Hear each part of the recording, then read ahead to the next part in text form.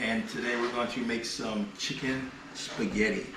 So what I have here is 2 pounds of cut up chicken.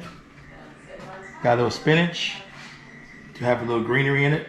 So we got our spaghetti, and we got our Parmesan cheese, our sharp cheddar, our Kobe Monterey Jack, some diced onions, got some minced garlic, some better than bouillon, 2 cans of cream of chicken with herb, some Rotel, diced onions and tomatoes, and the chicken broth, along with some Montreal chicken seasoning and some black pepper.